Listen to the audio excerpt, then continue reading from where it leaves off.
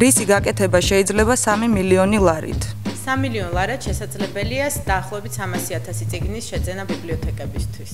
3 მილიონ ლარად შესაძლებელია სტუდენტებისთვის უფასო განათლების უზრუნველყოფა. 3 მილიონ ლარად შესაძლებელია სკოლის მასწავლებლებისთვის ხელფასების გაზრდა. 3 მილიონ ლარად შესაძლებელია პირველადი სამედიცინო პუნქტის გაკეთება სოციალურად დაუცველი მოქალაქეებისათვის. 3 მილიონ ლარად შესაძლებელია უსახლკარო ადამიანებისთვის თავშესაფრების გახსნა. რისი გაკეთება შეიძლება 25 მილიონი ლარით? 25 მილიონი ლარით შეიძლება პენსიების 40%-ით გაზრდა. 25 მილიონ ლარად შესაძლებელია დევნილების საცხოვრებელი პირობების გაუმჯობესება. 25 მილიონ ლარად შესაძლებელია რომ საბავშვო ბაღები გახდეს უფასო. 25 მილიონ ლარად შესაძლებელია ონკოლოგიური დაავადებების მკურნალობა გახდეს უფასო.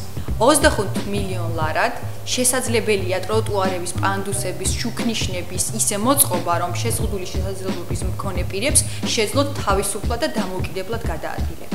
საქართველოს 2013 წლის ბიუჯეტის პროექტით საპატრიარქოს დაფინანსება სახელმწიფო ბიუჯეტიდან დაახლოებით 3 მილიონი ლარით გაიზრდება და შეადგენს 25 მილიონ ლარს.